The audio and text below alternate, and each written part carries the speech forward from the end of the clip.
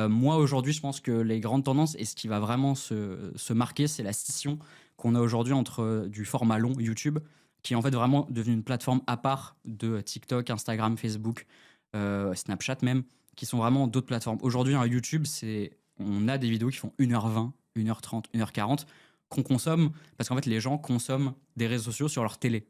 Et ça, c'est assez fou à dire, c'est qu'aujourd'hui, maintenant, je crois qu'en France, la télé est le premier mode de consommation de YouTube. Donc en fait, les gens se posent sur leur canapé pour regarder une vidéo YouTube, là où en fait, on sait que TikTok, Instagram, bon bah personne va mettre ça sur sa télé, sauf s'il la tourne, mais c'est quand même vraiment moins pratique.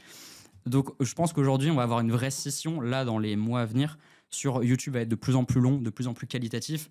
Au contraire de TikTok, Instagram, qui en fait sera la pause du cerveau, où en fait, bah, c'est bon, j'ai regardé ma vidéo YouTube d'une heure, je vais me faire une pause TikTok, où c'est 10 minutes, mais en 10 minutes, je vais manger sans contenu. Donc c'est ça le plus dur, c'est réussir à garder une attention sur les contenus courts, qui va vraiment être un enjeu pour les créateurs, et qui, je pense, va être de plus en plus dur, parce que YouTube est en train de marquer un gap de ça, c'est des contenus de qualité. TikTok, Instagram, bon, bah voilà, c'est du contenu rapide. Et il faut pas que les créateurs se démotivent et se disent on n'aura plus notre place parce qu'il y a des contenus qui sont pas intéressants. Et en fait, tout le monde a une place à jouer. Et je pense que vraiment, cette scission-là va être de plus en plus forte.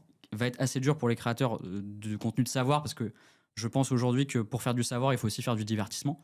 Parce qu'en fait, c'est important aussi de trouver les mécaniques qui font que c'est intéressant de regarder un cours d'histoire sur TikTok. Ça peut être très intéressant, mais il faut trouver la manière de le faire et la bonne manière, ce qui est pas toujours évident pour parler d'histoire ou de n'importe quel autre sujet, évidemment.